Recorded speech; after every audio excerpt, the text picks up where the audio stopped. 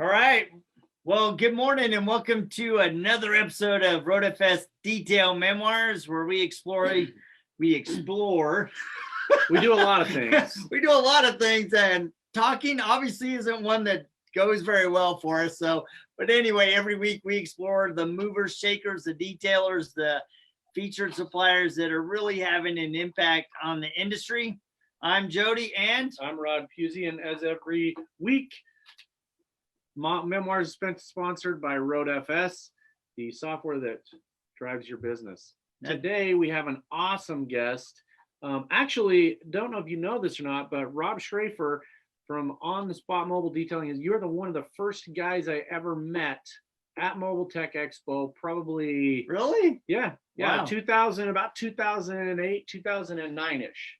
Yeah. Well, it was only me and you knew anything about CRMs and that computer software. Yep, that was it. We were sitting over a corner going, why doesn't everybody get this? But it was actually one of the first introductions I had to the IDA as well. Yeah. I remember we both sort of gave a similar education day talk on just the value of CRMs and how software can help your business, and that's why I came over to you at your booth right away. I was like, hey, somebody who speaks my language. Yeah, exactly. So were you the IDA president at that time? No, I would have just joined the board then. Oh, that's great. So let's talk about, obviously you are one of the staples in the industry. You've been heavily involved in the IDA over the years. How did you get started into detailing? Well, it's kind of funny. I didn't know anything about detailing, and I didn't have a passion for it. I just me and my friend just kind of picked something. We'd always been like entrepreneurs growing up, doing selling mixed CDs when we had a CD burner and mowing people's lawns and doing that sort of stuff. And we were working at a car shop at the time, and we just did some car cleaning, and I wouldn't even call it detailing at that point. We were just sort of, cleaning some stuff up. And then we were like, you know what, we should give this a shot. And we just went for it. And that was 2004, the summer of 2004. But how did the idea even come up? I mean, obviously you guys are entrepreneurs, you're doing mixtapes, but how did you even see detailing as a viable business for you and your partner? I think I had seen it somewhere, somebody who, mobile detailing, it was around then, but it wasn't nearly as popular and as large as it is now.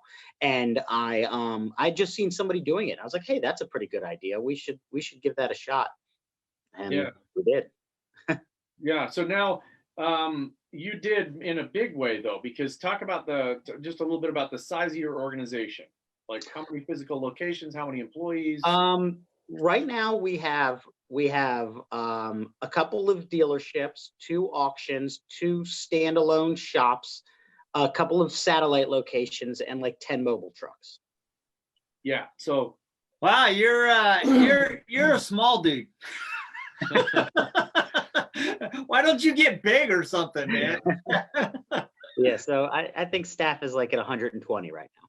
So how did you scale to that size? I mean, what are the strategic moves that you made that enabled you to scale that big? Well, stepping back and looking at it now, I was 24, so I didn't have a family and I didn't have really the kind of costs that I do now. I also took everything I made from the company and put it back into the company. So I bartended at night, and waited tables and stuff like that all through the winter, and every cent that the company made went back into the company. I didn't pay myself for the first 4 or 5 years, and just lived off the other money as a way to kind of establish the business and get my feet under myself. Yeah.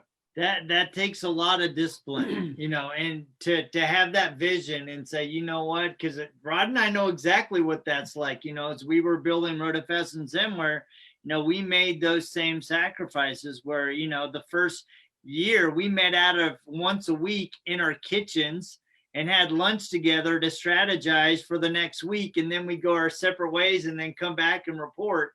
And just pouring everything into, each other in the business, you know, it really does take not only a vision, but also a passion and a discipline to make that happen. So, Yeah. You know, I mean, it works out, but it is hard. You know, I mean, I would clean cars from 8:30 or 9 till 4 or 5 at night. And then I would go and bartend till 2 or 3 in the morning and do it every day over and over again. Yeah, there's a lot of people I think that you know, they're in similar situations. And I don't know why it is, but you see a lot of people that are doing a job, a 9 to 5 or whatever, and then they detail on the side, and then they try to work that into a full-time gig. You know.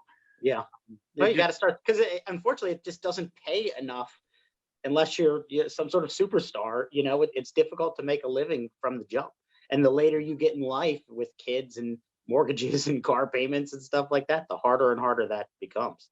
yeah. Yeah.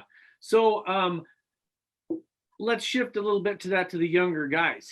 Advice you would give someone starting out, regardless of their age, but let's just say there's somebody, because I see them every day on the forums. I see them every day on the, you know, Facebook or some of the chats and stuff. You know, how do I start a detailing business? Best advice you can give somebody after somebody with your experience doing this so long. I would say don't drain it. I've had friends who started businesses and you know, they start doing well. They buy boats and they buy expensive cars and stuff like that. I bought more vans and I still drove my Ford Escort. You know, like, the more money that you can put back into the business for later, the faster you'll help it grow. Every cent that you take out, you know, I mean, obviously you need money to live and eat and, you know, do your thing. But the first couple of years of a business is not the time to buy, you know, rims for your detailing truck and, you know, a boat. You know, I see that kind of stuff, and I'm just like, this is, you know, it's not going to work. Yeah. We actually, we talked a couple of years ago. I had the opportunity at SEMA to sit with a similar, but not, it was at a detailing thing, but there's a kid that was a YouTuber, and he's 24 and he was making insane money. And then there was a guy next to him that was 40, who's also a YouTuber making insane money. And that was the first question the older guy asked is, what are you doing with your money? And he's like, well, I got a lot of buddies that do this too. And one of them just bought a Ferrari. And the older guy kind of looked at him and he goes, I just bought a 2014 Accord. And I live in my parents' basement. He goes, trust me, I'm putting all of it in the bank because I know this could end tomorrow. Yeah, at any point. Yeah. Yeah, that's a big thing. So you've been heavily involved in the IDA. Obviously, you're recommending that people really invest in their business, stay disciplined to their vision, and not go out and spend it all in one fell swoop. How do you value education and just upping your game? What would you recommend on that side of things?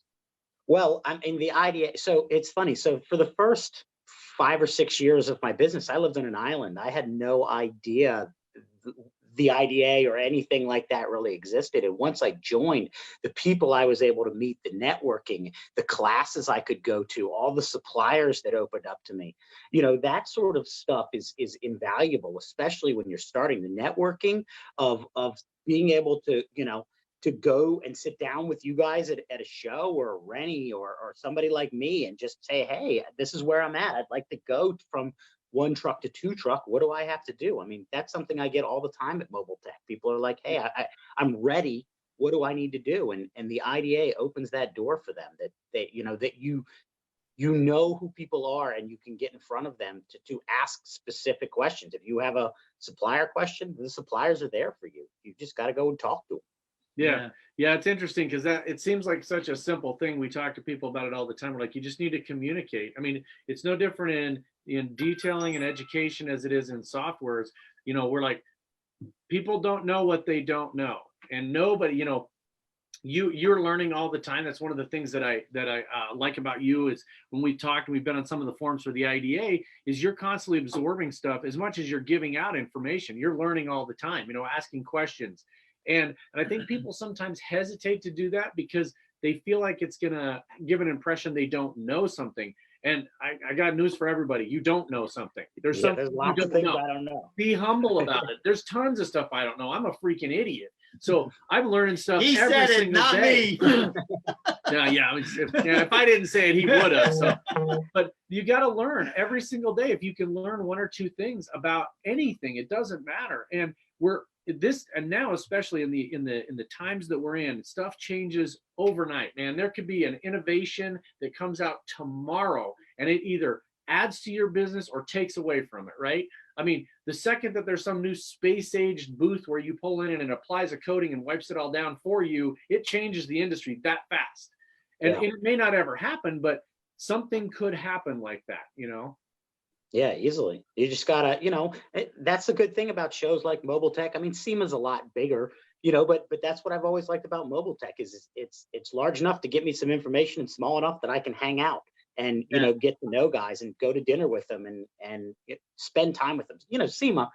SEMA's Vegas. As soon as that show's so massive, you could walk the entire thing and still not see any of your friends. And then as soon as you're done, everybody scatters. Yeah. It's insanity. But I like Mobile Tech because I think the numbers that I received as a vendor or somebody that has a booth is there were just a little over 1,000 people that put down that they were a detailer. So it's not numbers that are out of control, and you have the opportunity to talk to people, like you said, and still see everything at the show. I mean, if you want to go see the guy in his American flag Speedo pulling dents, go for it. But I'm going to be on the other side of the show. So No, don't let him lie. He was over there with this huge camera.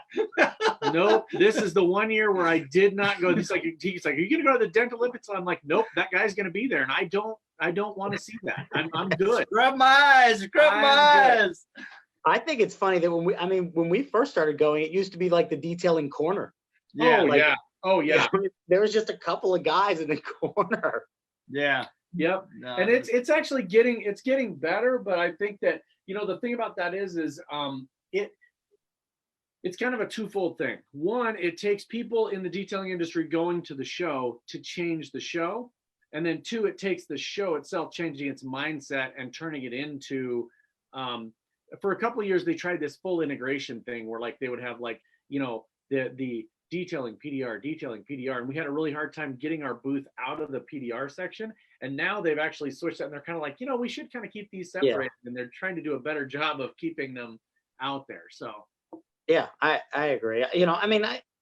It's funny, you go there and there's all these PDR guys, and I don't know if I interacted with any of them. It's like two different tribes. You might talk for a second, but there's enough detailers, and the IDA has put forth a lot of time to make sure that there's events and training and the certifications and stuff like that, and the awards. I mean, you guys were at that awards banquet. That's grown every year. When we first did it, there was 25 people in the room. Yeah. Yep. It's growing all the time. And I think the thing that people don't realize is that those two worlds get integrated more and more and more all the time. Because as we see it from if you go back, this is our 11th year in business as Zenware. And if you go back to the beginning, it really was, we would have customers that would come in and be like, I'm a PDR guy, that's all I do. And we'd have people come in and going, I just detail, that's all I do. And a guy would come in and I'm a windshield guy. And there were all these segments. And now people come in and go, I have an auto reconditioning shop. I do detailing, I do bumpers, I do wheels, tinting. I do window tinting, I do wraps, I do all kinds of stuff. And like they're getting into everything. So we're seeing a lot more people get into the PDR because they're doing a full service, right? I mean, people you already have the clients. If you know how to do if they're already there. Yeah. That's good. So now that you're at the pinnacle of your career, I hope not. Wow. So what are the things that you're hoping to accomplish in 2020 and moving forward in the next decade? Well, we're talking to another big contract right now that would almost double us in size again.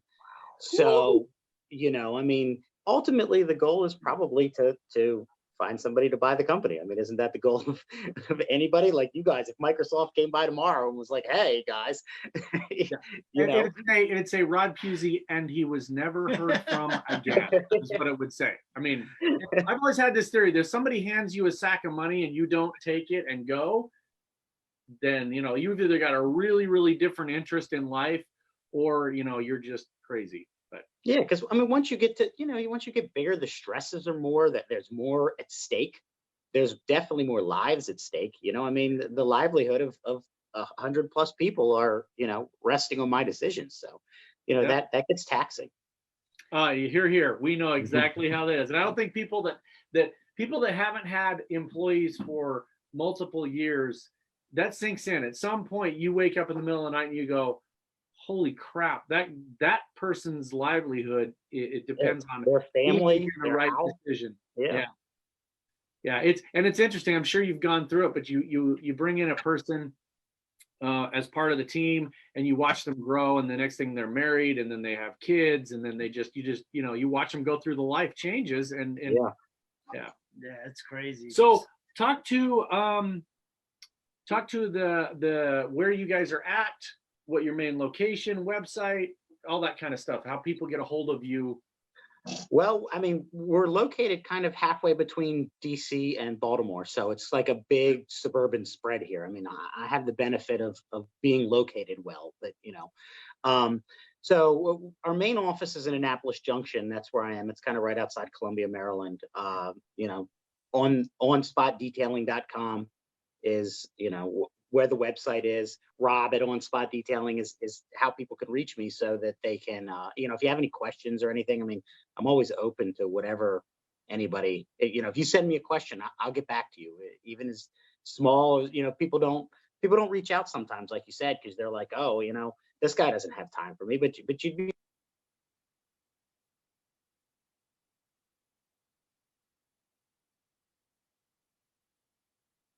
I'm not sure what, but I think for a sec we lost you. Can you hear us okay? Yeah, we can't lost hear you, man. We lost you. Dang. Right after that awesome intro or outro, it's like awesome. So I'm not sure, all of a sudden we've lost your audio. So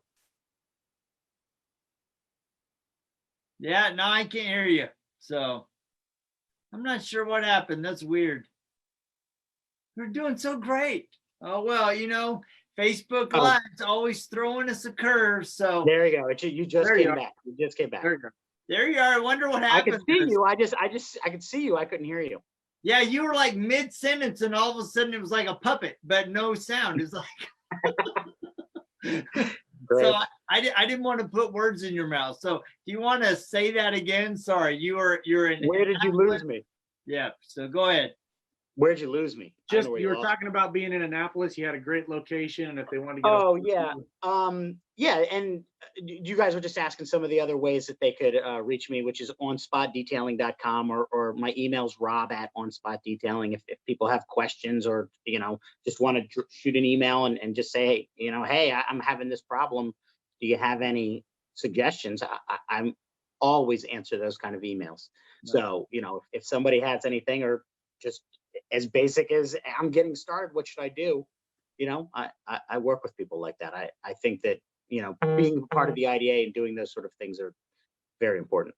Yeah, and I would personally say that to anybody that sees this, if there's anybody in the IDA or in the detailing industry that it's approachable and you can ask any question to, it's Rob. That guy right there. He is the guy to ask. He's more than approachable, and will give you a straight up answer from somebody that's been doing it for a very long time. So yeah, one of the things is as people grow, there unfortunately there's not a lot of people that do it at my level. So there's a difficulty getting from that one van to a company.